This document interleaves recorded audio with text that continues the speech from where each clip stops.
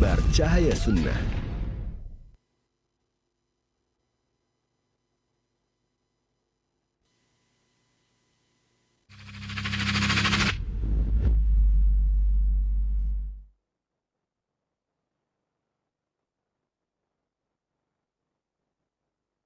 Bismillahirrahmanirrahim. Alhamdulillahi rabbil alamin. Sallallahu wa sallama wa baraka ala abdihi wa rasulihi nabiyyina Muhammad wa ala alihi wa sahabatihi wat tabi'in wa man tabi'ahum bi ihsanin ila yaumiddin. Ya ayyuhalladzina amanu taqullaha haqqa tuqatih wa la tamutunna illa wa antum muslimun. Ya ayyuhan nasu ittaqu rabbakumul ladzi khalaqakum min nafsin wahidah وخلق منها زوجها وبث منهما رجالا كثيرا ونساء واتقوا الله الذي تساءلون به والأرحام إن الله كان عليكم رقيبا يا أيها الذين آمنوا اتقوا الله وقولوا قولا سديدا يصلح لكم أعمالكم ويغفر لكم ذنوبكم ومن يطع الله ورسوله فقد فاز فوزا عظيما أما بعد. Ikhwas sekalian, kita akan membahas beberapa hadis yang berkaitan dengan orang yang tidak beriman. Orang tidak beriman, Allah yang ciptakan mereka. Dan dengan segala keadilan Allah, dibuat memang ada yang beriman, ada yang tidak beriman. Tidak dikatakan Allah tidak adil. Karena Allah subhanahu wa ta'ala yang menciptakan, maka dia berhak untuk menentukan apapun yang dia kehendaki. Maka Allah memberi rahmat dengan kasih sayangnya, dan Allah menghukum dengan keadilannya. Ini yang diyakini ahlus sunnah. Sahabat dari Nabi SAW pernah bertanya, "Fafimal amal? Ana'malu fima yustaqbal au fima jarat al-aqlam wa jaffat au jarat al-maqadir wa jaffat al-aqlam?" Apakah orang beramal dengan sesuatu yang digariskan, ditakdirkan, atau dia bekerja dengan sesuatu yang belum ada ketentuannya, masih masa depan? Kata Nabi SAW, amal kita semua sesuai takdir. Maka mereka bertanya, "Fafimal amalu idzan?" Kalau begitu untuk apa beramal? Kalau orang sudah ada takdirnya semua, kenapa kita harus beramal? Nabi SAW menyatakan, "I'malu fakullun muyassarun lima khuliqalah." Kalian beramal saja, tidak usah ngurusi kerjaan Allah. Kerjaan kita saja kita fokuskan. Dan kita tidak ngerti takdir kita bagaimana. Dan masing-masing akan dimudahkan mengerjakan sesuai takdirnya. Begitu. Maka orang beriman, dia beramal dan dia berdoa agar bisa istiqamah. Orang kafir ini merupakan ketentuan Allah. Kalau kita mengetahui dalam pembahasan akidah ada istilah masyiah atau iradah. Iradah syar'iyah, iradah kauniyah. Iradah syar'iyah adalah keinginan Allah Subhanahu wa taala sesuai syariat. Pengennya semua beriman. Dan diajaklah di dalam kitab suci, diutus rasul di setiap zaman dan generasi. Semua ada yang ngajak kepada keimanan. Tetapi ada iradah kauniyah. Iradah kauniyah adalah yang sudah Allah takdirkan, Allah tentukan. Para ulama mengatakan iradah syar'iyah adalah takdir yang baik, dan memang semua takdir baik, akan tetapi hasilnya memang semua dikehendaki oleh Allah Subhanahu wa taala, tapi tidak mesti terjadi. Adapun sebaliknya, iradah kauniyah mesti terjadi, tetapi tidak mesti baik menurut kacamata syariat. Contohnya ada neraka. Kenapa harus ada neraka? Kalau memang Allah Subhanahu wa taala Maha Pengampun, Maha Lembut, kemudian adil, misalkan ini kalau pakai penilaian orang yang tidak paham syariat. Kenapa harus ada neraka? Kenapa juga harus ada setan? Harus ada iblis? Maka kita katakan itu termasuk bagian dari kebijaksanaan Allah Subhanahu wa taala. Ada orang beriman, ada orang tidak beriman. Maka di sini kita akan tahu betapa mahalnya hidayah iman. Kalau Allah Subhanahu wa taala memberi kita hidayah iman, itu bukan karena jasa atau pemahaman. Atau mungkin karena orang tua kita sudah beriman. Tidak ada jaminan. Tetapi itu murni petunjuk dan karunia dari Allah Subhanahu wa taala. Allah mampu membolak-balikkan hati sampai tiba-tiba wa'iyadzubillah murtad. Mungkin sekali. Apalagi di akhir zaman ketika banyak fitnah. Nabi SAW ingatkan, badiru bil a'mali fitanan ka qita'il lailil muzlim. Cepat kalian beramal sebelum datang fitnah yang betul-betul mengerikan seperti potongan malam yang gelap gulita. Yusbihur rajulu mu'minan wa yumsi kafira wa yumsi mu'minan wa yusbihu kafira. Ada orang yang terombang-ambing oleh fitnah.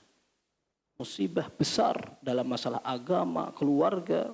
Sehingga pagi beriman, sorenya kafir. Ada orang yang sorenya beriman, besoknya dia murtad. Kita dengar, ada aja orang yang murtad. Kita kadang berbahagia melihat ada orang menjadi mu'alaf. Tetapi yang murtad ada juga. Kok bisa? Ketika sebagian orang menjadikan agama seperti thaqafah atau wawasan. Ya saya dilahirkan beriman, menjadi orang Islam karena keluarga dan lingkungan saya Islam. Itu saja. Kalau pilihan mah, kalau saya pengen milih sendiri, misalkan begitu. Ada. Mau sholat juga ikut-ikutan aja.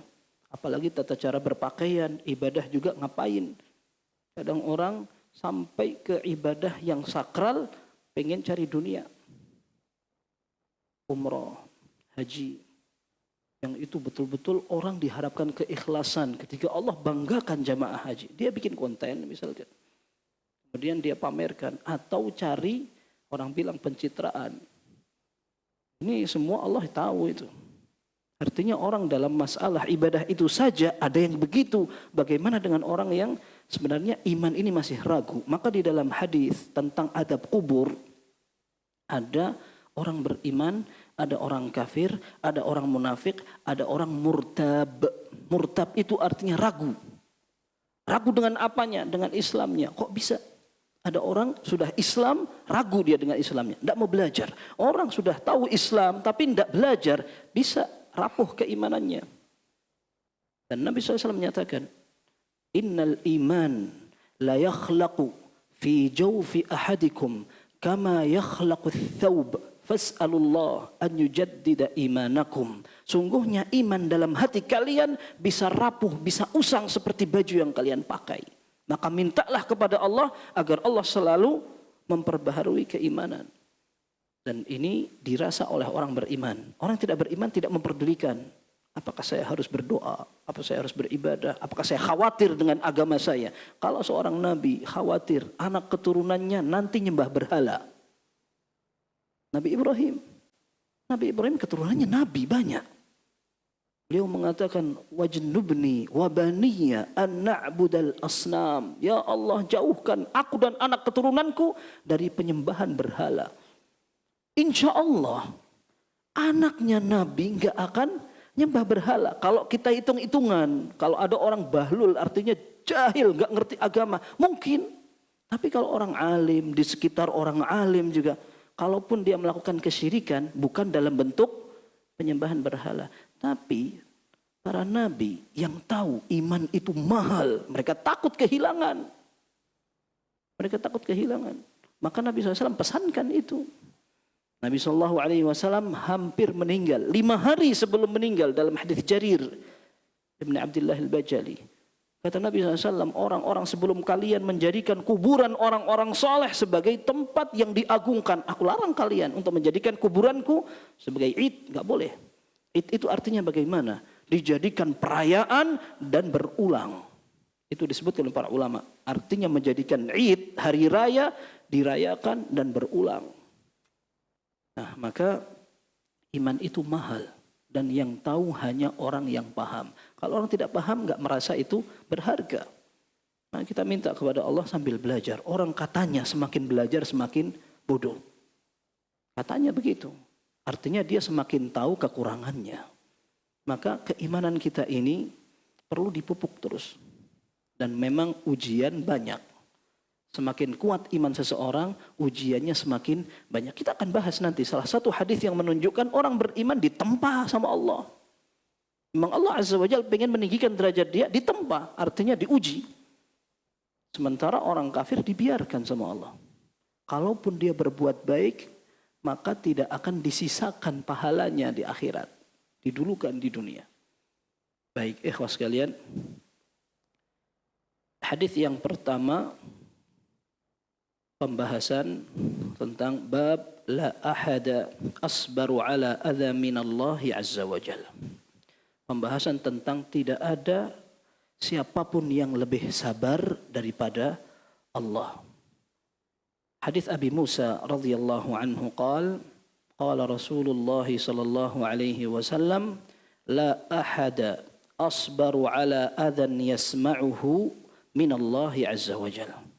Tidak ada siapapun yang lebih sabar mendengar sebuah celaan daripada Allah Subhanahu wa taala. Innahu yushraku bihi wa yuj'alu lahul walad thumma huwa yu'afihim wa yarzuquhum. Allah disekutukan, dicarikan tandingan, tapi Allah tidak marah. Bahkan Allah tetap memberi mereka kesehatan, Allah memberi rezeki. Kemudian dalam lafaz yang hampir sama, innahum yaj'aluna lahu niddan wa yaj'aluna lahu waladan wa huwa ma'a dzalika yarzuquhum wa yu'afihim wa yu'tihim. Mereka orang-orang kafir membuatkan tandingan untuk Allah, dibuatkan anak. Maksudnya tidak dibuatkan anak, tapi disematkan Allah punya anak. Bahkan anak perempuan. Apa anak perempuan? Ini ngejek banget. Kalau sudah ngejek itu sudah jelek, ngejeknya kebangetan lagi. Jadi mereka bilang Allah itu punya anak perempuan. Siapa itu? Malaikat. Dan orang Arab jahiliyah tidak suka anak perempuan. Lalu mereka katakan malaikat anak perempuannya Allah. Kan ini kan kelewatan sekali. Kelewatan sekali. Tetapi inilah orang-orang kafir. Tetapi Allah Subhanahu wa taala tetap berbuat baik. Tetap dikasih rezeki, tetap dikasih, kemudian tetap dikasih keselamatan. Coba kadang-kadang kita mikir, yang sakit kanker, yang sakit ginjal, atau kronis, kemudian wafat. Kalau orang beriman, itu yang kafir itu aman-aman aja. Gitu. Kalaupun dia sakit, dia bisa berobat. Gitu. Karena kaya. Gitu. Apakah itu ada keadilan? Ya. Kita bukan berbicara tentang keadilan, itu sudah ketentuan Allah Subhanahu wa taala. Tapi orang beriman perjalanannya panjang. Ada sebuah hadis diriwayatkan oleh Imam Ahmad dan lainnya dengan sanad yang sahih. Nabi sallallahu alaihi wasallam menyatakan, "Innallaha yu'tid dunya man yuhibbu wa man la yuhib." Allah memberikan dunia untuk yang dia cintai dan yang tidak dia cintai. Wala yu'til imana illa man yuhib. Tetapi Allah tidak kasih iman kecuali kepada orang yang dia cintai. Berarti mungkin ada orang tidak kaya.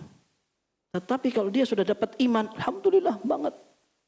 Apalagi kekayaan hati itu tidak bisa dibandingkan. Para ulama mengatakan justru di antara manfaat dan keistimewaan kemiskinan, mereka lebih tenang. Orang kaya itu kepikirannya lebih banyak. Kelihatannya tenang, kendaraannya mewah, orang kemana nggak capek. Kayaknya, tapi pikirannya capek. Hanya orang kaya Masya Allah ya, kemana-mana bawa obat. Yang miskin macul aja, tetap aja Masya Allah enak sekali. Nggak mikir dia. Rumah lupa nggak kekunci, aman. Ya, itu orang yang punya rumah Masya Allah sampai passwordnya diganti-ganti sampai lupa itu. Ya itu kan kegalauan. Bahkan ada orang bilang ini semua sepakat. Orang sudah sukses punya perusahaan 5, dia masih mikir gimana caranya nambah perusahaan. Kalaupun minimal yang 5 tidak berkurang. Kalau orang ini miskin, yang penting Anda bisa makan, selesai. Bahkan tidak mesti orang kaya gampang memberi.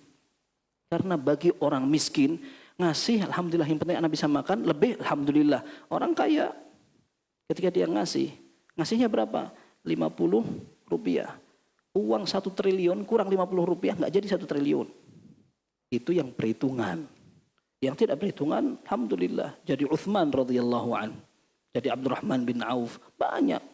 Tapi maksudnya Allah Azza wa Jal memberikan catatan itu semua seadil-adilnya dan Allah paling tahu siapa yang diuji sabar, siapa yang tidak, siapa yang pantas dikasih kaya, siapa yang dikasih miskin. Ya, seperti kita sampaikan, ada sabar, ada syukur, ada kaya, ada miskin. Kalau kita suruh milih, kita mesti milih yang kaya tapi bersyukur. Tapi kan nggak dikasih pilihan. Ya, yang penting kalau ada ini ya dipakai yang pas gitu maksudnya. Karena memang ada orang yang tadinya miskin suka ngaji, ketika kaya dia sudah jauh. Maka bersyukur kita dengan apa yang Allah gariskan. Di sini dikatakan Allah itu paling sabar. Para nabi sabar. Para nabi sabar. Asyaddul bala'i al-anbiya, thummal amthala fal amthal. Yang paling keras ujiannya, pertentangannya adalah para nabi. Setelah itu baru orang-orang setelahnya yang dekat keimanannya. Karena memang Nabi SAW menyatakan, Innallaha yabtali, itu gimana hadisnya itu? Innallaha yabtali ala hasabi dinihi. In kana fi dinihi salban ishtadda bala'uhu. Wa in kana fi dinihi riqqatan ibtalahu Allahu ala hasabi dinihi. Atau kama qala sallallahu. Allah itu akan menguji seorang sesuai dengan kadar agamanya, keimanannya. Ketika imannya kuat, maka biasanya ujiannya tambah berat. Tapi kalau agamanya ringkih, biasa kayak peyek-peyek kayak kita ini, maka Allah paling tahu ujian apa yang tepat. Nah, sehingga ketika diuji kita tetap tidak oleng. Nah, seperti itu. Tapi para nabi, Rasul Shallallahu Alaihi Wasallam pernah diejek, diuji, kemudian dilempari batu sampai hampir dibunuh berkali-kali. Tapi Nabi Shallallahu Alaihi Wasallam setiap menghadapi itu, beliau mengingat ujian Nabi Musa. Yarhamullahu Musa, laqad udhiya bi akthar min hadha fasabar. Kata Nabi SAW, semoga Allah merahmati saudaraku Musa. Dia diuji dengan ejekan yang lebih parah dari ini, tapi dia sabar. Nabi Musa ngadepinya Bani Israel. Bani Israel dari dulu memang orang ngeyel. Sudah coba cari fasilitas apa yang kurang dari Bani Israel itu. Mereka dapat minta makanan dari surga, dapat diselamatkan dari Fir'aun sampai nyebrang laut, jalan di tengah laut, dapat minta tanda kekuasaan Allah, mukjizat kelihatan banget, dapat. Ternyata nggak beriman ya, nggak ada aja yang beriman. Cengkalnya juga sama, cengkal itu. Kalau Nabi SAW pernah mengatakan kepada sahabatnya yang minta dibuatkan tempat keramat. Pernah dengar antum? Para sahabat baru masuk Islam. Mereka berangkat bertempuran, ternyata melihat ada pohon besar angker. Ada gantungan-gantungannya, mereka cantolkan pedang di situ. Itu pedang kalau dicantolkan di situ ada yang ngisi katanya. Dices.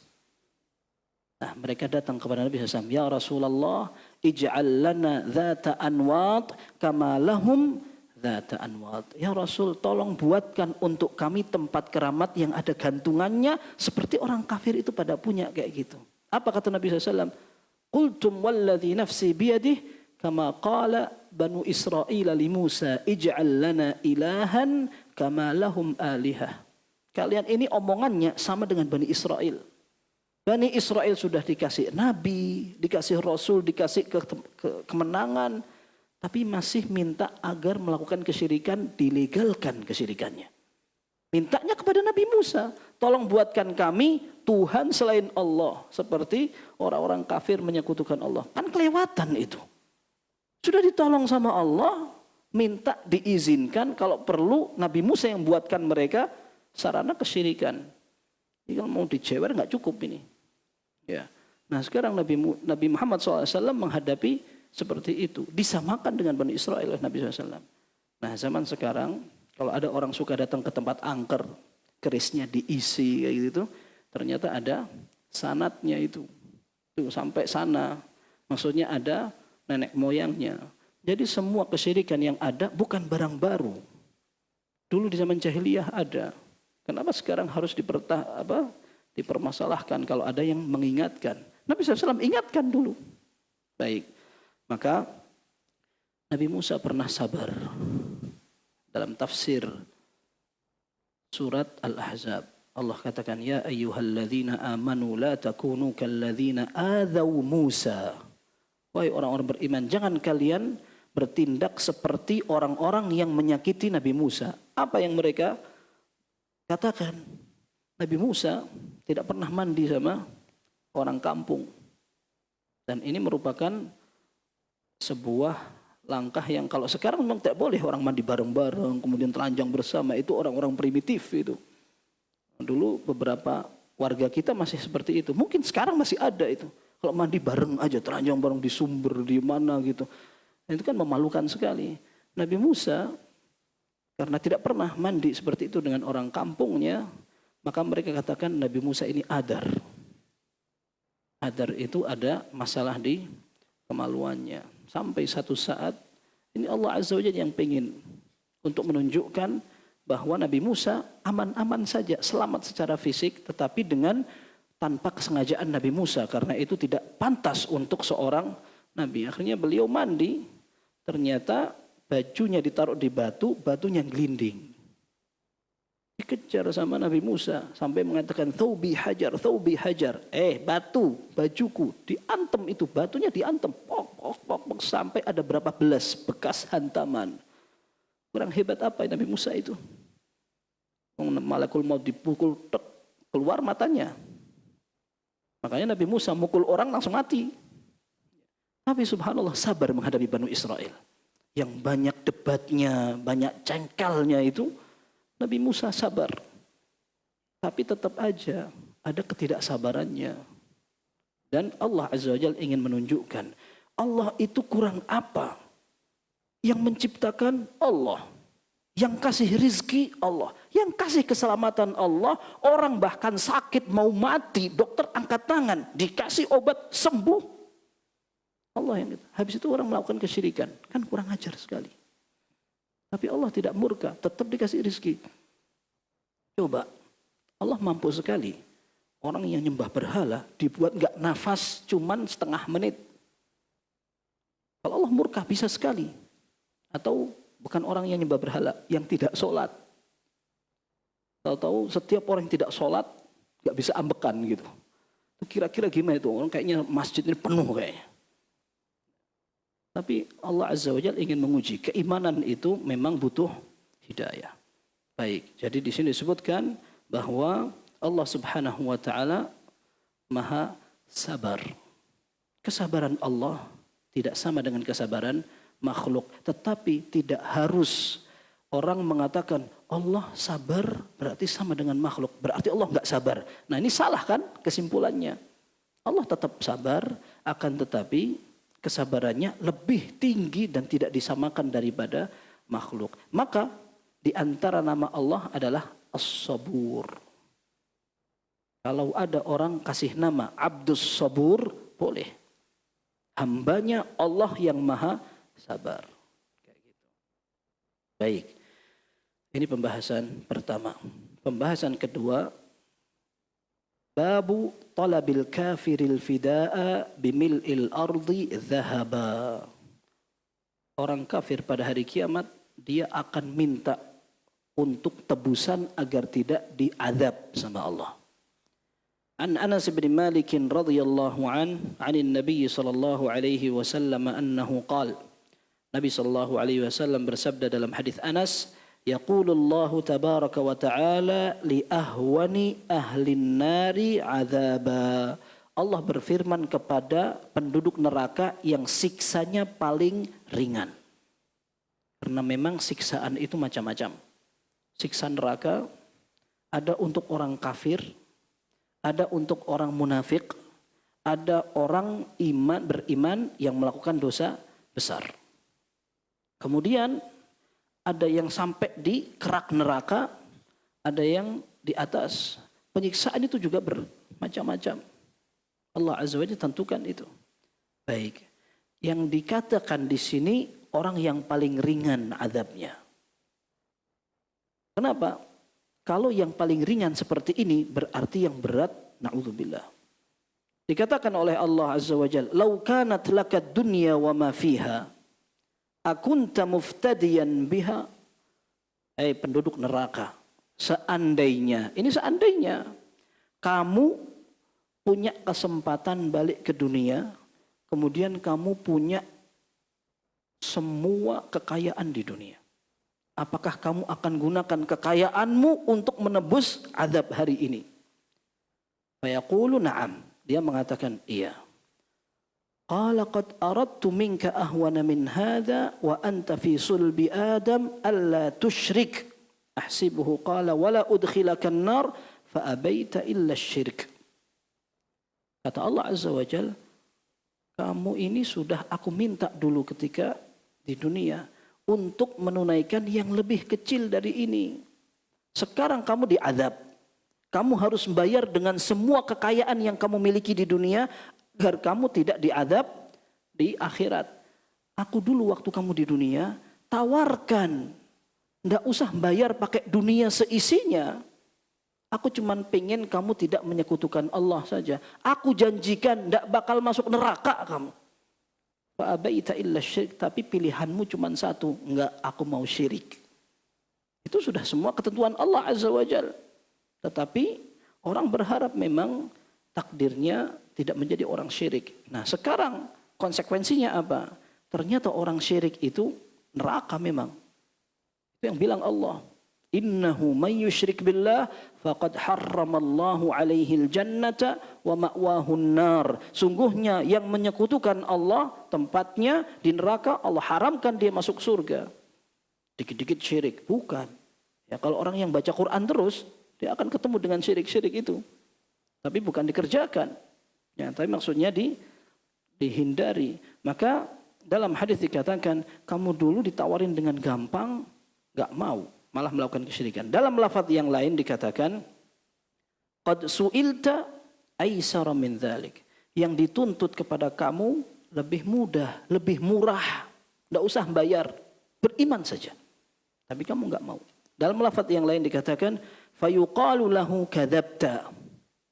Allah akan mengatakan kepada orang tadi, kamu bohong. Qad su'ilta ma huwa aisaru min dzalik. Dulu kamu sudah diminta dengan yang lebih murah, lebih mudah dari itu. Kamu tidak beriman. Allah kan mengatakan, qul la as'alukum alaihi ajra. Katakan Muhammad, kamu berdakwah ini tidak cari upah. Orang yang mau masuk Islam gratis. Tapi tidak ada yang beriman. Padahal masuk berislam ini akan menyelamatkan dari api neraka. Dan subhanallah, ini sebenarnya ada dalam Al-Quran. Dalam Al-Quran dikatakan, walau ruddu la'adu lima nuhu anhu. Kalau seandainya orang kafir, mereka dikasih kesempatan lagi oleh Allah, balik ke dunia, tidak bakal beriman lagi, sama aja.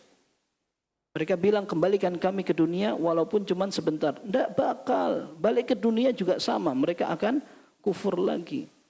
Tapi tidak mungkin mereka kembali. Tapi Allah tahu takdir itu bagaimana terjadi, yang sudah, yang belum. Kalau tidak terjadi, tapi terjadi, bagaimana kesudahannya? Allah yang paling tahu itu. Maka ini sama dengan firman Allah yang tadi. Demikian pula Allah Azza wa Jalla katakan, "Yauma yukshafu an saq wa yud'auna ila as-sujudi fala yastati'un." Ketika pada hari kiamat, ketika kesulitan dan kengerian yang ada pada hari kiamat terjadi, mereka dipanggil untuk sujud kepada Allah, mereka enggak bakal bisa. Mereka kafir, matinya kafir. Ketika bangkit pada hari kiamat disuruh sujud, enggak bisa, enggak bisa. Khasyi'atan absaruhum tarhaquhum dhillah. Mereka ketakutan sekali dan mereka terhina. Waqad kanu yud'auna ila as-sujudi wa hum salimun. Dulu mereka pernah dipanggil untuk sujud. Mereka dalam keadaan bebas, selamat, enak, sehat, tidak mau. Ya, itu semua sudah ketentuan Allah. Ada orang tidak beriman, ada orang beriman. Dan iman tidak bisa dijual, tidak bisa hanya sekedar punya keturunan. Paman Nabi SAW tidak beriman. Paman Nabi, bukan Abu Lahab, itu paman Nabi juga. Tetapi Abu Talib. Abu Talib ini beliau, bukan beliau atau dia sudah sama saja. Ya, tidak beriman, membela Nabi SAW, hampir itu. Kalau bukan karena takut dicela oleh kaumnya, dia bisa beriman. Bahkan Nabi SAW ketika sakaratul mautnya Abu Talib mengatakan, Ya am qul la ilaha illallah kalimatan uhajju laka biha indallah. Paman, bilang, la ilaha illallah, omong sudah. Itu dalam beberapa syair Arab dikatakan bahwa Abu Talib sudah beriman dalam hatinya, tapi tidak mau mengucapkan syahadat. Enggak beriman. Tidak bisa dikatakan beriman. Maka Abu Talib tidak melarang ketika Ali bin Abi Talib masuk Islam, tidak dilarang. Ali masuk Islam.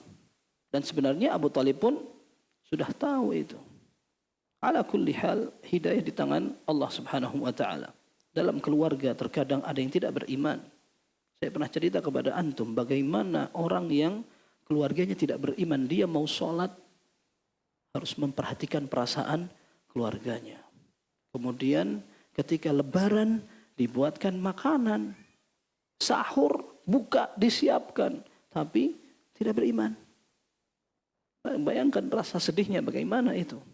Nah, kita tinggal melestarikan keimanan saja. Satu rumah usahakan sholat semua. Kadang-kadang di satu rumah ada yang sholat, ada yang tidak sholat. Nah, ini juga hidayah dari Allah Subhanahu wa taala. Baik, ala kulli hal, dalam hadis ini dikatakan bahwa orang kafir dia berandai-andai. Dalam Al-Quran juga dikatakan, walau anna lilladzina zalamu ma fil ardi jami'an wa mithlahu ma'ahu laftadaw bih min su'il adabi yaumal qiyamah. Orang zalim, maksudnya zalim itu syirik. Karena syirik adalah kezaliman yang paling besar. Orang zalim, kalau seandainya mereka dikasih dunia seisinya, plus hitungan yang sama lagi, tambah, dan mereka mampu untuk berkesempatan nebus adab neraka, mereka akan lakukan. Karena siksanya na'udzubillah sekali. Subhanallah ya, kita membicarakan neraka enggak takut. Ada yang salah kayaknya. Dulu para sahabat ketika diceritakan Dajjal ketakutan. Sampai Nabi SAW melihat di muka para sahabat itu kayak ketakutan. Iya ya Rasul, anak khawatir kita keluar ada Dajjal di kebun kurma. Ketakutan karena Nabi SAW membahasnya itu kayak hidup banget gitu. Sehingga para sahabat takut. Umar bin Khattab radhiyallahu anhu sampai mengatakan, wadidtu anna li kifafan la li wala alayya. Aku tuh pengen imbang sudah. Enggak usah lebih pahalaku, tapi tidak ada tuntutan dari dosa-dosaku. Umar calon penghuni surga, ada isinya lagi perempuan di sana.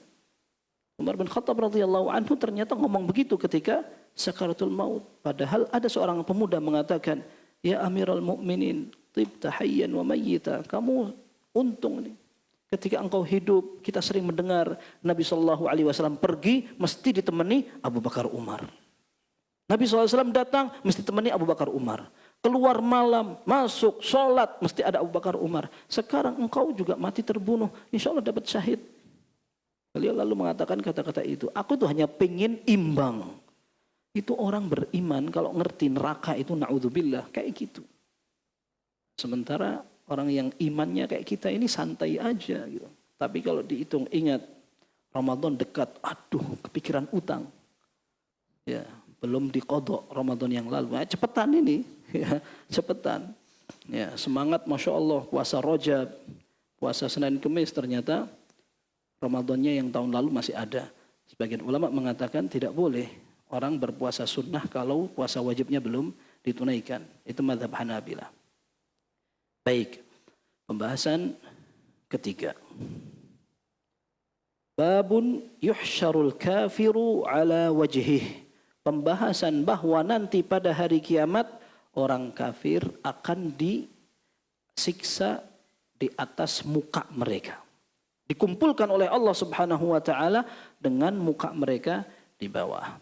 Ini penghinaan, penyiksaan. An Qatadah qala haddatsana Anas bin Malik radhiyallahu anhu. Ini Qatadah Ibn Da'amah As-Sadusi, seorang tabi'in, beliau banyak meriwayatkan dari Anas bin Malik. Beliau katakan, Anas bin Malik guruku mengatakan, anna rajulan qal, ya Rasulullah, kaifa yuhsyarul kafiru ala wajhihi yaumal qiyamah. Ada orang bertanya, sahabat Nabi SAW, ya Rasulullah, Bagaimana mungkin orang kafir pada hari kiamat dibangkitkan dalam keadaan mukanya di bawah? Maksudnya itu bagaimana? Maka jawaban Nabi sallallahu alaihi wasallam, "Alaysa alladhi amshahu ala rijlaihi fid dunya qadiran ala an yumshiyahu ala wajhihi yaumal qiyamah?" Bukankah Allah yang membuat manusia itu semua jalan pakai kaki di dunia? Sangat mampu untuk membuat mereka jalan pakai kepala di akhirat. Maksudnya kamu gak usah tanya itu sudah. Yang penting jangan kafir, selesai. Nanti orang pada hari kiamat, orang kafir dibangunkan kepalanya di bawah, digeret. Apakah kepalanya jalan deng gini? Enggak usah dibahas itu. Nah, yang penting itu penyiksaan. Baik, ini orang kafir. Maka Qatadah ketika mendengar itu, beliau mengatakan, "Bala wa rabbina." Demi Allah, iya, Allah mampu sekali untuk itu. Jangankan orang kafir. Sebagian orang beriman, dalam hadis dikatakan akan ada yang disiksa kepala mereka di bawah. Siapa di antaranya? Iya, orang yang tidak puasa Ramadan. Orang yang tidak puasa Ramadan itu kepalanya di bawah, digantung, kakinya di atas. Kemudian mulutnya di sini disobek sama Allah. Dalam hadis yang diriwayatkan oleh An-Nasa'i dengan sanad yang sahih, Nabi SAW pernah, "Bainama ana naimun idh atani rajulan." Ketika aku tidur, aku didatangi dua orang, itu malaikat. Fa akhadha bi dab'ayya. Maka dua malaikat mengambil lenganku, "Ayo jalan." Thumma ataina bi jabalan wa'ra. Aku dibawa ke gunung yang terjal. Faqala li is'ad, ayo naik. Qultu inni la utiquhu. Aku enggak bisa naik di sini. Qala inna sanushiluhu lak. Kita akan mudahkan kamu untuk naik. Maka aku naik ke atas. Hatta ataina ala sawadil jabal. Sampai aku ke puncak yang tinggi di gunung itu. Fa'idha bisautin azim, atau suara yang menggelegar, ngeri sekali, keras. Qultu ma hadha, ini suara apa? Qala awa'u ahlin nar, ini adalah teriakan penghuni neraka. Kemudian thumman talaqa bi, malaikat membawa aku jalan hatta ataina ala rajulin mu'allaqina ala araqibihim au bi'araqibihim. Aku melihat ada orang digantung. Yang diikat adalah bagian belakang kaki mereka. Diikat, kemudian kakinya di atas. Nyantol ke bawah kakinya. Musyaqqaqatan ashdaquhum. Tasilu ashdaquhum dama. Ini disobek. Di sini disobek sini. Sampai darahnya mengucur. Faqultu man haula. Siapa mereka? Qal alladzina yuftiruna qabla tahillati saumihim. Mereka orang yang berbuka sebelum waktunya. Orang Islam banyak nggak puasa itu. Ramadan. Marhaban ya Ramadan itu spanduk aja. Hari pertama sepi semuanya puasa katanya. Besok lusa apa. Depan masjid siang-siang gelar tikar makan bersama. Sudah malu aja sudah enggak. Ya, orang sholat aja enggak gimana mau puasa. Sebagian ulama mengatakan Allah tidak terima puasa orang yang tidak sholat. Meskipun para ulama beda pendapat dalam masalah ini. Tapi yang jelas, ini orang Islam saja bisa seperti itu. Contoh yang lain adalah orang yang riya. Nabi SAW katakan memang, awwalu man tusa'aru bihimun naru yaumal qiyamah, thalatha. 3 golongan pertama yang akan dijadikan kayu bakar, bahan bakar neraka. 3 orang. Yang pertama, orang yang jihad. Yang kedua, orang dermawan. Dan yang ketiga, seorang alim atau qari. Ditanya masing-masing, kenapa kamu berjihad, kenapa kamu bersedekah, dan kenapa kamu belajar dan mengajar. Semua mengatakan, aku berjihad karena engkau, aku bersedekah karena engkau, aku belajar dan mengajar karena engkau. Kata Allah, kadzabta, walakinnaka qatalta liyuqala jari. Kamu hanya pengen dipuji kalau kamu pendekar, kamu berani. Yang kedua, liyuqala jawad, kamu pengen dipuji, seorang donatur, dermawan. Yang ketiga, liyuqala alim au qari, kamu hanya pengen dikatakan seorang yang berilmu, orang yang ahli baca Al-Quran. Wa qad qila, dulu di dunia sudah dapat kamu itu. Thumma umira bihi fasuhiba ala wajhi hatta ulqiya finnar. Dipanggil oleh Allah, kemudian digeret ke dalam neraka. Kata para ulama, ketika mereka mencari pujian manusia, maka pada hari kiamat Allah beri balasan setimpal ketika dihinakan sehina-hinanya. Ini untuk orang yang tidak sholat, tidak ikhlas. Tidak ikhlas. Ini orang beriman. Bagaimana dengan orang yang tidak beriman? Ada juga orang yang ketika dia ngomong tidak perhatian sama omongannya. Ketika Mu'adz bin Jabal radhiyallahu anhu bertanya kepada Nabi SAW, wa inna lamu'akhaduna bima natakallamu bih. Ya Rasul, apakah kita akan dimintai pertanggungjawaban dengan kata-kata kita? Maka kata Nabi SAW, sakilat ka ummaka ya Mu'adz. Kamu ini Mu'adz. Itu istilahnya seperti itu, tafsirannya. Kemudian Nabi SAW mengatakan, wahal yakubbun nas finnari ala wujuhihim au manakhirihim illa hasaidu alsinatihim. Bukankah seorang akan dimasukkan ke dalam neraka dengan keadaan muka di bawah, melainkan karena mereka kena batu dari omongan mereka. Orang ngomong gak hati-hati kayak gitu juga. Ini orang beriman. Kalau tidak beriman sama. Hadis ini menunjukkan seperti itu. Ada hadis yang lain. Dulu kita pernah ceritakan. Ada seorang sahabat Nabi SAW namanya Miqdad ibn al-Aswad. Al-Miqdad ibn al-Aswad duduk di majelis. Kemudian ada orang datang dari seorang tabi'in. Mengatakan, Tuba lihatainil ainainil lataini ra'ata Rasulullah SAW. Enak ya, dua mata orang ini bisa melihat Nabi SAW. Ternyata Miqdad ibn al-Aswad radhiyallahu anhu marah. Kok marah? Ada orang pengen menjadi sahabat Nabi SAW, melihat, menyaksikan, dan hidup bersama Rasul SAW. Kenapa orang ini malah marah? Ternyata Miqdad mengatakan, ma yahmilu hadzal rajul an yatamanna mashhadan ghayyabahu Allah azza wa jalla. Kenapa orang ini kepengen menghadiri sebuah situasi yang Allah sudah hilangkan dari dia? La yadri law hadarahu kaifa yakunu fihi. Dia enggak ngerti kalau dia hadir di waktu itu kondisi dia bagaimana. Wallahi laqad hadara Rasulullah sallallahu alaihi wasallam aqwamun akabbahumullahu finnari ala wujuhihim. Demi Allah sudah banyak kaum-kaum, kalangan-kalangan hadir ketemu Nabi SAW. Tapi akhirnya Allah campakkan mereka ke dalam neraka dengan muka mereka di bawah. Lam yusaddiquhu wa lam yu'minu bihi. Mereka tidak beriman, tidak membenarkan. Hidup di zaman Nabi SAW tapi jadi Abu Jahal. Na'udzubillah kan.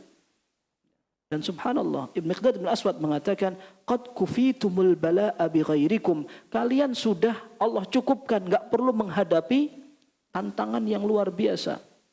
Ketika orang harus merubah keyakinan. Ana sampaikan berkali-kali, jangankan merubah keyakinan atau agama. Merubah tata cara sholat aja susah. Ya kan? Karena dari kecil sudah, ini sholat saya begini, yang tidak begini salah gitu. Apalagi nggak pernah kemana-mana. Taunya yang paling benar ya ini sudah.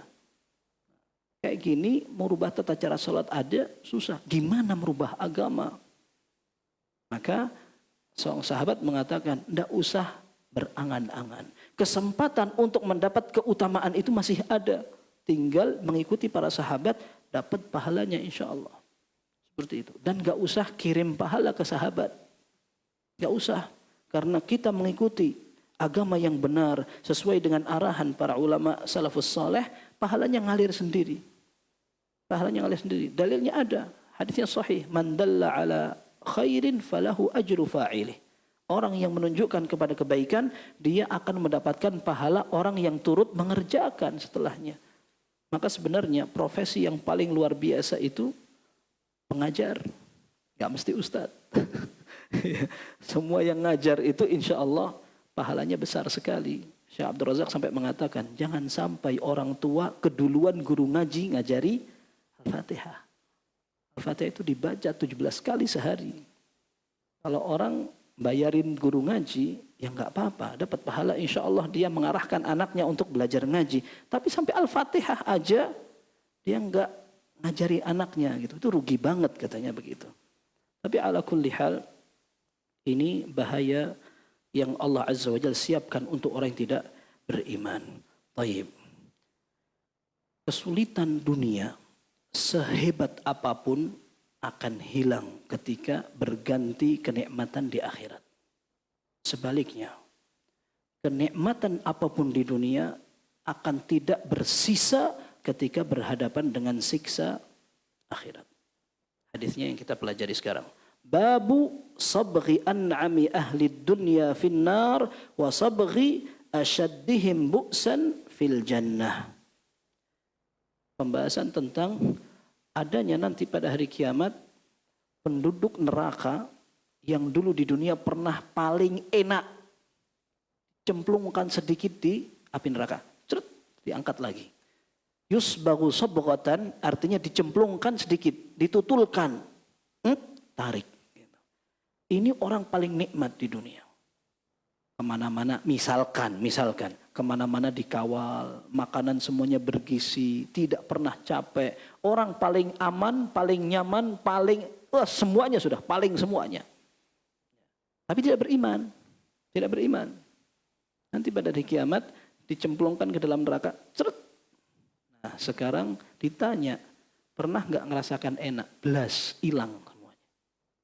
Sebaliknya orang penduduk surga yang pernah paling berat sekali, dicemplungkan ke surga sebentar, ditarik lagi.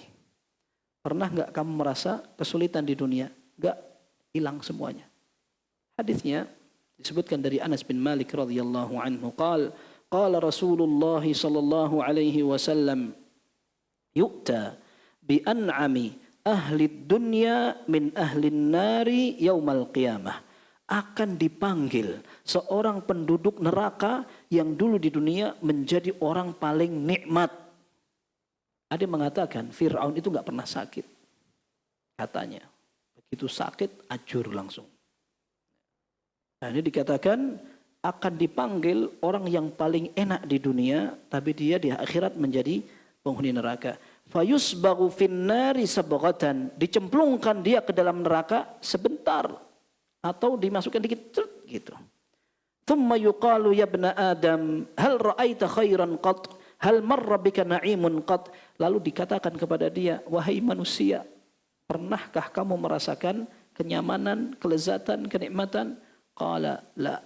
Dikatakan, la wallahi ya Rabb, tidak pernah sama sekali aku merasakan kenikmatan. Hilang semua, hilang.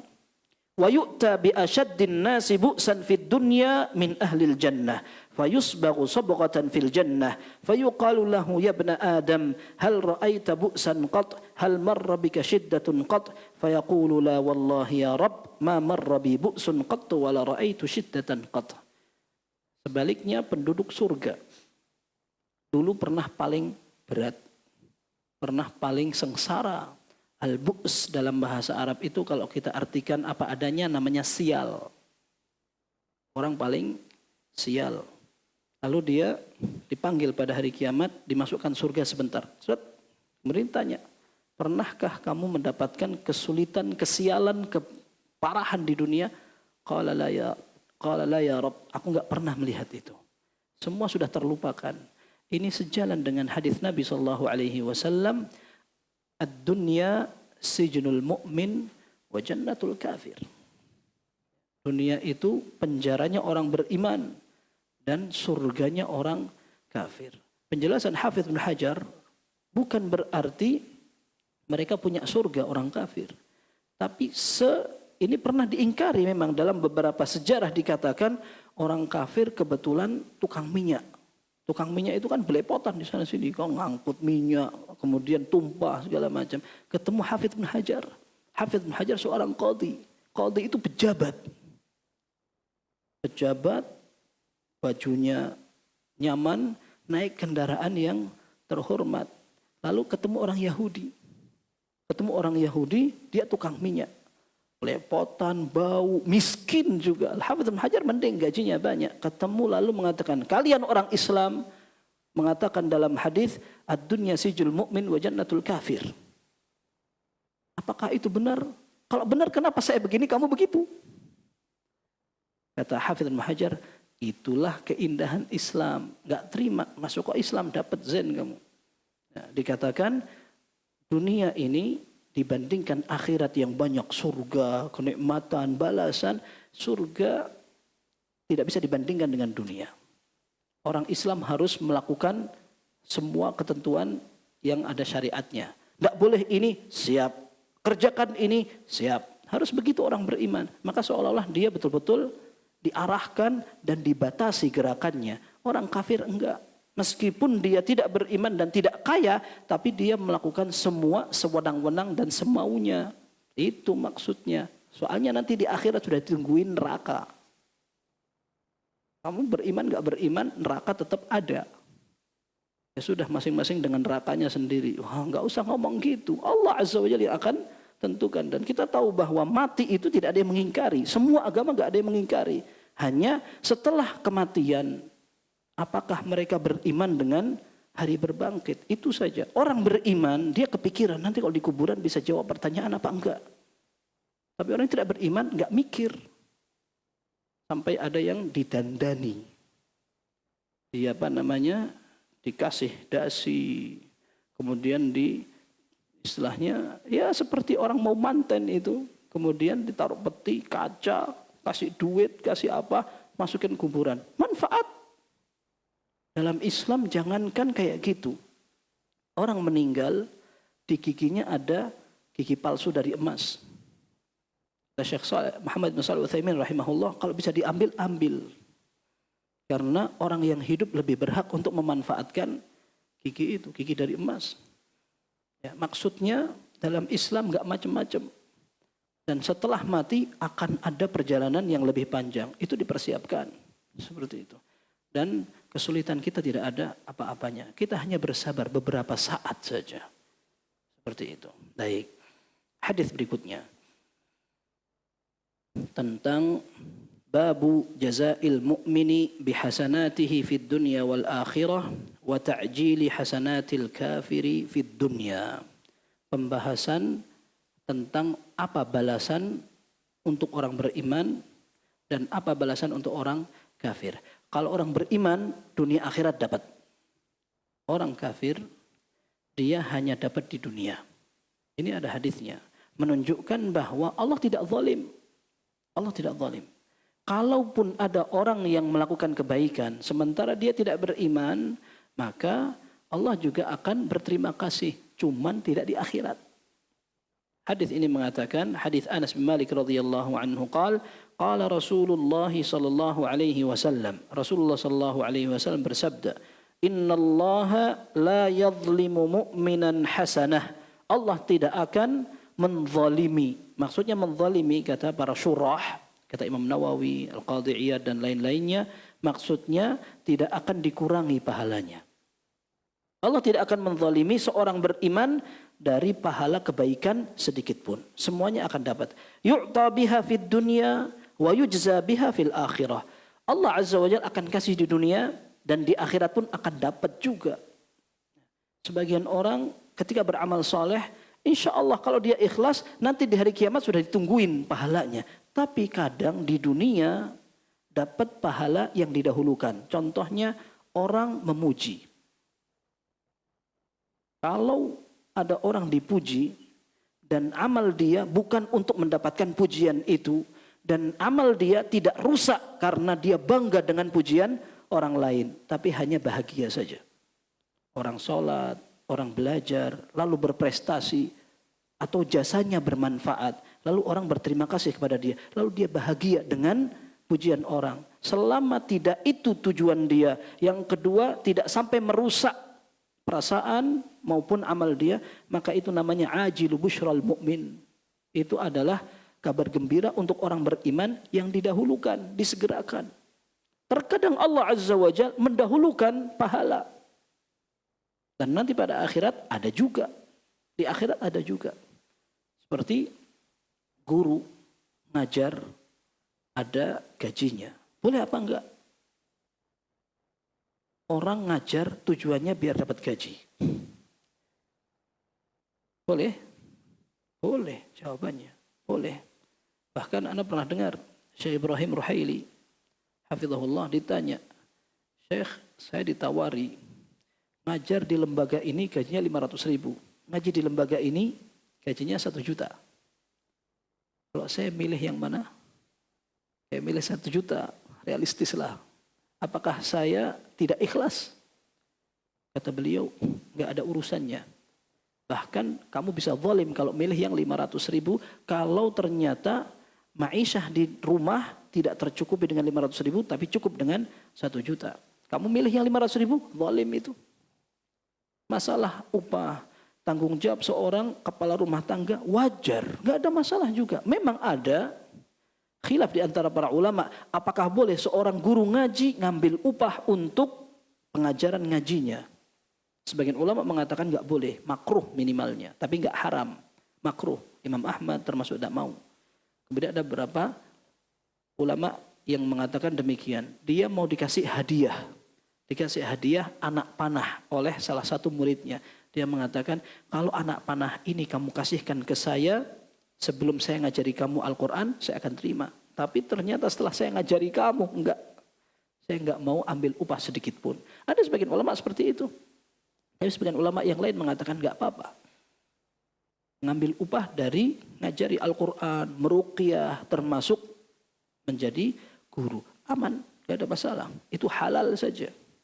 Intinya orang ketika dia tujuan utamanya akhirat, ini hanya taba', hanya ngikut saja, enggak apa-apa, enggak ada masalah. Enggak ada masalah. Baik. Kemudian di dalam hadis ini dikatakan wa ammal kafir, adapun orang kafir, fayud'amu bihasanati ma 'amila biha lillahi fid dunya hatta idza afdha ila al-akhirah lam takun lahu hasanatun yujza biha.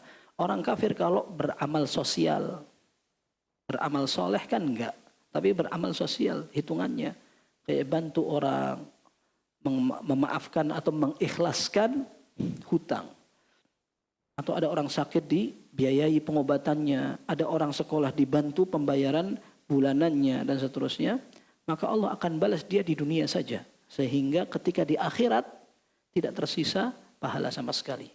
Di dunia bisa dalam bentuk kesuksesan bisnisnya, atau kemudahan urusannya, atau kesembuhan penyakitnya, atau pokoknya semua balasan yang ada di dunia kasih semuanya kontan. Nanti di akhirat nggak tersisa sama sekali. Begitu. Dalam riwayat lain dikatakan, innal kafira idza amila hasanatan ut'ima biha tu'matan fid dunya wa ammal mu'min fa innallaha yaddakhiru lahu hasanatihi fil akhirah wa yu'qibuhu rizqan fid dunya ala ta'atih. Orang kafir ketika dia beramal soleh atau beramal kebaikan, dia akan dikasih di dunia semuanya. Orang beriman enggak, ditabung sama Allah. Sama Allah ditabung nanti pada hari kiamat. Tapi di dunia kadang nyiprat, kena juga. Seperti itu. Maka ini kenikmatannya orang beriman. Dan memang ini kata Imam Nawawi rahimahullah merupakan kesepakatan. Kesepakatan atau ijma' para ulama bahwa orang kafir tidak bakal mendapat pahala kebaikan apapun. Dulu pernah ada di zaman Nabi SAW seorang kafir namanya Ibnu Jud'an. Abdullah Ibnu Jud'an. Ini dikenal bahkan dikenang. Orang baik banget. Dia itu sampai bisa menyiapkan makanan untuk orang lain dengan nampan besar, kalau anak kecil masuk nyemplung. Saking banyaknya makanan. Nah ini kalau referensi orang-orang belum di masa jahiliyah, ini macam-macam. Kadang-kadang tidak ada sanadnya, tetapi yang jelas kalau dalam hadis yang sahih dikatakan Aisyah bertanya kepada Nabi SAW, Ibnu Jud'an, orang yang dikenal dengan kebaikannya, dia menyambung silaturahim, memberi makan orang banyak, apakah dia akan diterima Allah Subhanahu wa taala? Kata Nabi SAW, enggak. Innahu lam yaqul yauman rabbighfirli yauma al-qiyamah atau kama qala SAW. Dia tidak pernah berdoa kepada Allah, ya Allah ampuni dosaku pada hari kiamat. Berarti kebaikannya tidak sampai pada hari kiamat nanti. Meskipun dia banyak kebaikannya. Kebaikannya banyak. Akan tetapi ketika tidak beriman, maka tidak akan manfaat sama sekali. Baik. Kemudian pembahasan berikutnya adalah mathalul mu'min kazzar'i wa mathalul kafiri kasyajaril arz. Ini anak kasih kiriman foto ini. Itu syajarul arz, pohon arz. Anak nggak ngerti ini bahasa Indonesianya apa. Antum lihat itu di foto yang anak share ke panitia, kemudian share ya, barangkali antum lihat hadis-hadisnya, terus ada pohon itu, gambar pohon itu. Nah ini nggak tahu namanya pohon apa ini. Tapi yang jelas ini yang disebutkan dalam hadis perumpamaannya seperti pohon arz, itu orang kafir. Disebutkan dalam dua hadis, yang satu hadis Abu Hurairah, yang satu hadis Ka'ab ibn Malik radhiyallahu an. Abu Hurairah radhiyallahu anhu meriwayatkan, qala Rasulullah sallallahu alaihi wasallam, Rasulullah sallallahu alaihi wasallam bersabda, mathalul mu'mini kamathaliz zara'. Perumpamaan orang beriman seperti tanaman kayak padi. Kamathalil khamati minaz zara'. Dalam hadis Abu Ka'ab bin Malik yang nomor 2 itu dikatakan seperti khamah minaz zara', seperti padi itu. Padi itu tebal, kemudian ya agak gemuk, tapi ya padi, dia bisa ke kanan ke kiri. La yazalul mu'minu yusibuhul bala'. Orang beriman akan selalu diberi ujian oleh Allah Subhanahu wa taala. Wa mathalul munafiqi kamathali syajaratil arz la tahtazzu hatta tastahsid. Orang munafik dia seperti pohon arz. Nah, ini pohon arz yang anak kirimkan itu, gambarnya itu. Pohon arz itu di sini disebutkan dia itu tidak bisa bergerak. Kuat banget. Kuat banget. Artinya kalaupun angin berhembus dia tegap terus. Itu tangkainya, rantingnya, sampai daun-daunnya itu memang tegap. Berbeda dengan padi. Padi itu kalau ada angin seret, bahkan bisa gini, bahkan bisa roboh begitu. Nah ini dikatakan orang beriman seperti itu. Orang beriman seperti padi. Dia diombang-ambing. Maksudnya ada terpaan angin, ada ujian, diantem dari sisi ini, dia goyang-goyang. Dalam hadis yang kedua dikatakan, mathalul mu'mini kamathalil khamati minaz zara' tufi'uha ar-rihu tasra'uha marratan wa ta'diluha ukhra hatta tahij. Orang beriman seperti padi atau tanaman yang lain. Dia selalu digoyang-goyangkan oleh angin. Kadang-kadang sampai rendah, kadang-kadang naik lagi begitu. Dikatakan hatta tahij, sampai nanti tumbuhan itu kering. Wa mathalul kafir kamathalil arzatil mujdziyah ala asliha. Orang kafir itu seperti pohon arz ini. Kokoh, tegap di tempatnya, tidak ngefek ketika ada angin sekalipun. Dia tegap begini. Maksudnya la yufi'uha syai', tidak akan diombang-ambingkan sama apapun. Hatta yakunan ji'afuha marratan wahidah. Kalau memang sudah takdirnya dia kering terus mati, maka roboh itu pohonnya. Itu orang kafir. Maksudnya bagaimana? Mereka tidak diuji sama Allah. Mereka tidak diuji sama Allah. Sementara orang beriman diuji. Itu tadi yang disebutkan oleh Nabi sallallahu alaihi wasallam. Yubtalal mar'u ala hasabi dinihi. Seseorang itu akan diuji sesuai dengan kadar keimanannya. Innallaha idza ahabba 'abdan ibtalahu. Sungguhnya Allah kalau cinta kepada seseorang akan diuji. Orang naik kelas kan harus diuji. Nabi SAW aja diuji. Diuji sama keluarganya dalam urusan kehormatannya. Aisyah radhiyallahu anha dituduh berzina. Ini kan membuat galau. Ya, nggak mungkin. Aisyah radhiyallahu anha berzina sehingga akan mencemarkan rumah tangga Rasulullah sallallahu alaihi wasallam, dan itu sampai sekarang diyakini diyakini Syiah. Diyakini Syiah. Mereka mengatakan bahwa Aisyah radhiyallahu anha melakukan perzinaan atau pelacur, wal iyadu billah. Maka sampai orang-orang Ibnu Katsir rahimahullah mengatakan ini merupakan kesesatan Syiah, kata Ibnu Katsir. Allah sudah memberikan tabri'ah atau pensucian, lalu mereka masih meyakini itu. Imam Malik rahimahullah mengatakan, orang yang mencela para sahabat pantasnya dikepuk, dipukul. Tapi orang yang menuduh Aisyah berzina, dia pantas dipancung. Kok dibedakan? Iya, karena Aisyah radhiyallahu anha sudah dikhususkan dengan pensucian dalam surat An-Nur. Kok ada orang yang tetap menuduh dia, berarti dia kufur kepada surat An-Nur. Maka pantas langsung dibunuh saja dia, orang murtad ini. Ini kata Imam Malik seperti itu. Baik. Nah, ini ujian. Dan ini menunjukkan bahwa Nabi SAW masih manusia biasa. Tidak ngerti urusan gaib. Itu sampai 1 bulanan. Kalau seandainya Nabi SAW tahu perkara gaib, kan nggak perlu galau sampai lama. Sampai ketemu Ali radhiyallahu anhu, ketemu dengan sahabat yang lain. Apa yang menurut antum tentang keluargaku? Keluargaku ini bagaimana? Ada sebagian sahabat mengatakan, in alimnaha illa khaira. Kami hanya kenal istri itu orang baik, sudah selesai. Seperti yang dinukil dari Abu Ayyub Al-Ansari dan istrinya. Abu Ayyub Al-Ansari dan istrinya ketika mendengar isu-isu itu, kami enggak akan berani ngomong apa-apa. Kita kenal Aisyah orang yang baik, selesai.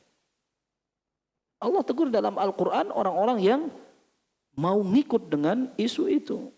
Kenapa kalian tidak mengatakan subhanaka hadza buhtanun azim? Kan kalian enggak ngerti kepastian berita itu. Kenapa tidak mengatakan subhanallah ini adalah tuduhan?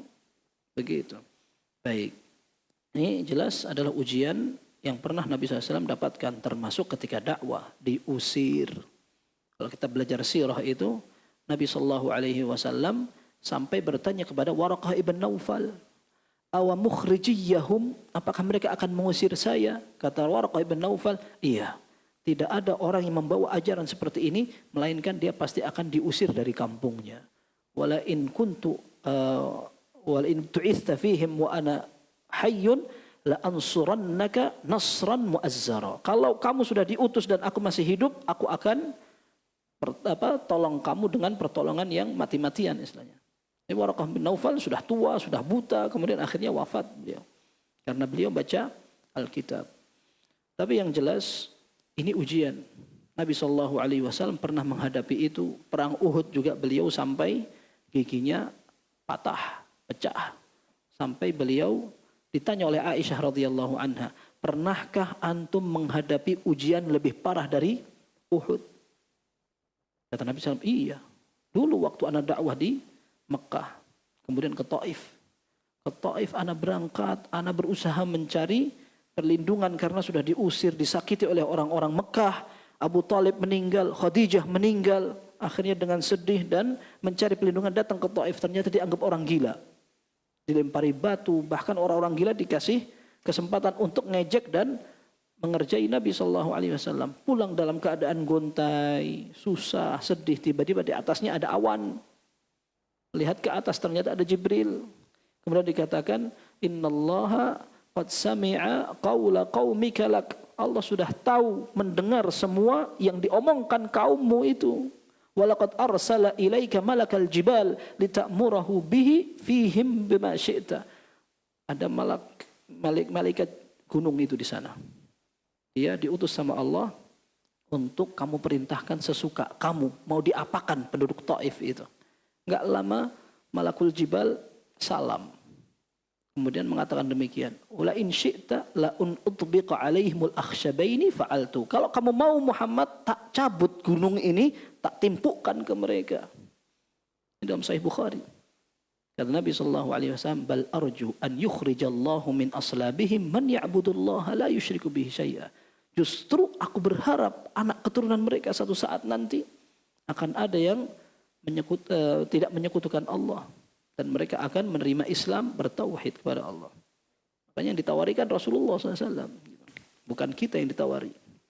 Kalau kita ditawarin, wah langsung aja cabut sekalian itu. Itu mumpung lagi batuk gitu di situ. Baik, ini adalah ujian yang memang akan selalu menerpa orang beriman. Terakhir, bab mathalul mu'mini mathalun nakhlah. Perumpamaan orang itu, orang beriman, seperti pohon kurma. An Abdullah bin Umar radhiyallahu anhuma yaqul qala Rasulullah sallallahu alaihi wasallam, Rasulullah sallallahu alaihi wasallam bersabda, inna minasy syajari syajaratan la yasqutu waraquha wa innaha mathalul muslim fahaddithuni mahi. Nabi sallallahu alaihi wasallam menyatakan ada sebuah pohon daun-daunnya tidak gugur. Tidak seperti pohon yang lain kayak pohon mangga atau pohon-pohon yang bisa di rumah-rumah kita itu rontok gitu. Dan itu menunjukkan ilmu Allah sangat detail. Disebutkan dalam Al-Qur'an, ma tasqutu min waraqatin illa wa ya'lamuha. Tidaklah satu helai daun jatuh kecuali Allah sudah tahu itu. Itu bakal jatuh kapan, di mana, seperti itu. Tapi pohon kurma tidak rontok. Dan dia mirip dengan orang beriman. Coba kira-kira pohon apa? Dan dikatakan fawaqa'an nasu fi syajaril bawadi. Kata Abdullah bin Umar, ini orang-orang malah pikirannya kemana-mana. Oh, pohon kampung sana, begitu. Wa waqa'a fi nafsi annaha nakhlah. Kata Ibnu Umar, kalau aku yang langsung kepikir adalah pohon kurma, fastahyaitu, tapi aku malu untuk jawab. Tsumma qalu hadithna ma hiya ya Rasulullah. Lalu para sahabat mengatakan, ya Rasulullah, beritahu deh apa pas gitu. Faqala hiya nakhlah. Pohon itu adalah pohon kurma. Qala fadzakartu dzalika li Umar. Maka aku lapor kepada bapakku. Tadi aku sebenarnya tahu jawabannya gitu. Maka Umar mengatakan, la antakuna qulta hiya nakhlah ahabbu ilayya min kada wa kada. Kamu kalau jawab apa adanya, aku lebih bangga. Kamu ngomong tok sekarang gini. Itu maksudnya kayak gitu. Dalam lafaz yang lain dikatakan, faja'altu uridu an aqulaha fa idza asnanul qaumi fa ahabu an atakallam. Kata Abdullah bin Umar, aku sudah hampir jawab ini. Sudah jawab, tapi ana lihat sahabat-sahabat yang lebih senior gak pada jawab. Ana jadi malu. Jadi malunya itu bukan karena minder gak berani jawab, tetapi karena yang senior banyak. Maka para ulama mengatakan justru ini sopannya Abdullah bin Umar. Dan dulu di zaman sahabat, bukan sahabat, zaman ulama, Sufyan ats-Tsauri rahimahullah meninggal tahun 161 Hijriah. Beliau pernah di satu majelis, di majelis itu ada anak muda ngomong terus. Artinya ngomong itu cerita tentang ilmu, cerita tentang pengalaman, cerita tentang apa. Ditanya, jawab, tanya, jawab. Kata Sufyan ats-Tsauri, ini gak sopan anak ini. Kan ngerti, majelis ini punya siapa, ada yang lebih senior. Mestinya orang menghargai orang yang lebih tua. Ini dikenal di kalangan para ulama seperti itu. Nah ini termasuk adabnya Abdullah bin Umar. Dia tidak jawab itu karena banyak yang lebih senior. Dikatakan fa'ahabu an atakallam, aku sungkan untuk ngomong. Falamma sakatu qala Rasulullah sallallahu alaihi wasallam hiya nakhlah. Ketika yang tadi jawab-jawab itu sudah mulai berhenti dan selesai, Nabi SAW menyatakan itu pohon kurma. Dalam riwayat yang lain dikatakan wa tu'ti ukulaha kullahin. Pohon itu bisa menghasilkan buah terus-menerus. Qala Ibnu Umar wa ra'aitu Abu Bakr wa Umar la yatakallaman. Aku melihat bahkan sahabat Abu Bakar dan Umar saja enggak jawab. Masa aku jawab? Yang paling senior sahabat Abu Bakar sama Umar enggak jawab. Fakarihtu an atakallama au aqula syai'an. Maka aku tidak ingin memberikan jawaban apapun. Di sini ada kesamaan antara orang beriman dengan pohon kurma. Apa kira-kira? Yang satu pohon, yang satu orang. Apa samanya? Hah? Apa? Lurus tegak ya. Kalau orang tidak lurus tegak, nggak sama berarti. Iya. Disebutkan oleh An-Nawawi rahimahullah dalam Syarah Sahih Muslim. Beliau mengatakan kesamaannya ini karena banyak kebaikannya. Dan manfaatnya. Contohnya, pohon kurma ini buahnya tahan lama. Antum tahu pohon kurma itu sejak keluar set gitu menjadi rutop. Rasanya sepet. Tapi nanti dia akan cepat rusak dan menjadi manis itu ketika sudah mulai warnanya berubah. Kalau dibiarkan terus di situ, dia berubah menjadi keras. Akhirnya menjadi kurma. Kurma kalau nggak langsung dimakan juga aman, nggak ada masalah. Dibiarkan terus sampai mengecil, itu pun masih aman. Sebagian kurma agak keras. Jadi dia nggak lunak. Kalau lunak biasanya malah mahal kan. Kalau antum beli itu di toko kurma itu gede, lunak, manis gitu, masya Allah kayak sukari gitu. Tapi ada kurma yang keras. Pernah diceritakan oleh Abu Hurairah radhiyallahu anhu. Pernah ada pembagian kurma di zaman Nabi SAW. Bukan sak kotak gitu. Satu orang dapat dua butir. Kok kebetulan yang aku dapatkan yang keras banget gitu. Ini kata Abu Hurairah. Aku bersyukur, aku syukuri saja. Tapi ternyata alhamdulillah. Alhamdulillahnya apa? Yang lain udah pada habis, punya aku belum habis. Jadi kerak tadi susah banget. Gitu. Dan subhanallah kata dia, manisnya itu nyisa. Manisnya itu nyisa. Kalau yang lembut, habis hilang. Ini karena keras gini, masya Allah nyisa. Gitu. Nah ini manfaatnya. Jadi sampai sekeras apapun, kurma itu tetap bermanfaat. Kemudian batangnya, ini juga manfaat. Batangnya manfaat. Kemudian dahannya, rantingnya, pohon itu sampai bisa dibuat untuk tempat makanan. Kan pohonnya seperti daun apa itu? Janur ya. Janur dipakai zuatan tuh ya, untuk orang-orang nikah kayak gitu. Nah ini bisa juga dipakai ini kurma itu untuk bikin, untuk tali bisa. Kemudian untuk bikin kayak anyaman-anyaman. Bahkan dulu biasa dipakai untuk atap rumah. Manfaatnya banyak sekali. Kemudian dia punya bagian dalam, namanya jumar. Itu kurma itu di dalamnya, kayak yang ngerti aja ya, karena cuma baca aja. Itu para ulama bilang begitu. Dulu ada pernah punya dosen pembimbing, rahimahullah sudah meninggal. Beliau katakan, kamu tahu nggak cara ngerawat pohon kurma? Ya Syekh kok tanya cara ngerawat pohon kurma? Kurma aja nggak ada di negara anak gitu. Tapi maksudnya itu membutuhkan keseriusan banget. Sehingga akan berpengaruh pada bilangan zakat. Zakat kalau kurma itu diairi sendiri, berapa hitungannya. Tapi kalau diairi pakai air hujan, hitungannya juga berbeda. Nah, di antara kelebihan kurma itu di dalamnya juga ada jumarnya itu. Itu juga bermanfaat, itu lembut, lunak itu. Kemudian katanya, kurma itu kalau dipotong atasnya, mati dia. Kepalanya dipotong, mati. Kayak orang. Ini disebutkan dalam Al-Minhaj. Kalau sebagian pohon enggak, dipotong malah dia tumbuh. Malah harus dipotong. Kalau kurma dipotong atasnya, mati dia. Dan disebut oleh Imam Nawawi rahimahullah, kurma ini tidak bakal kawin sendiri. Harus dikawinkan. Artinya dia tidak akan menumbuhkan kecuali kalau dikawinkan. Gimana cara mengawinkan? Lihat di YouTube tuh. Ya. Itu ternyata memang berat sekali caranya harus apa. Dan kadang-kadang ada perkawinan yang terjadi secara otomatis karena angin yang berhembus, kemudian musim panas dan seterusnya.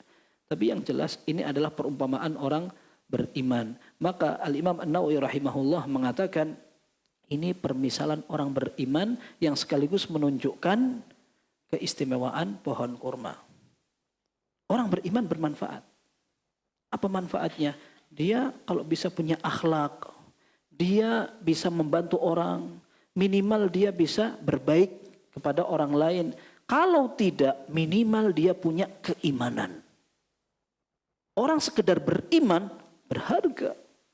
Orang sering membanding-bandingkan dengan orang baik, tapi tidak beriman. Seperti Anda pernah dengar dari Syekh Abdul Muhsin Al-Abbad. Ketika ditanya beliau, apakah benar perkataan saya melihat Islam di negeri kafir, tetapi saya tidak melihat orang Islam, tapi saya melihat ajaran Islam di negeri kafir.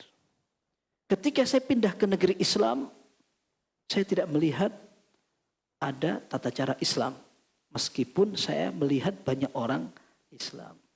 Kira-kira perkataan itu boleh apa tidak? Kata Syekh Abdul Muhsin, ini ingin membandingkan antara orang Islam dan orang kafir aslinya.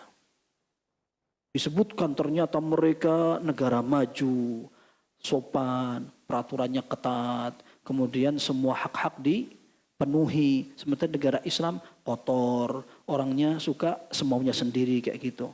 gak bakal bisa disamakan orang beriman dengan orang tidak beriman. Bagaimanapun juga orang paling rendahnya akhlak orang beriman tetap lebih mulia daripada orang paling baiknya orang tidak beriman.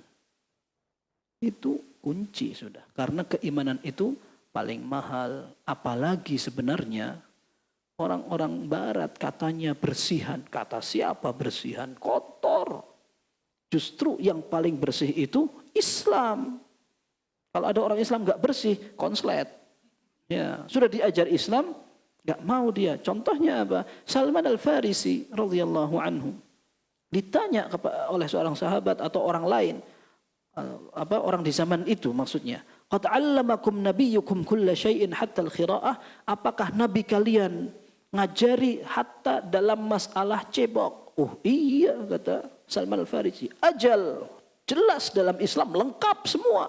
Tata cara cebok itu ada urusannya, semuanya ada aturannya. Tidak boleh pakai tangan kanan, tidak boleh kurang dari 3 batu kalau mau pakai batu, tidak boleh menghadap kiblat, ya, dan tidak boleh bersuci dengan tulang atau kotoran hewan, nggak boleh, lengkap.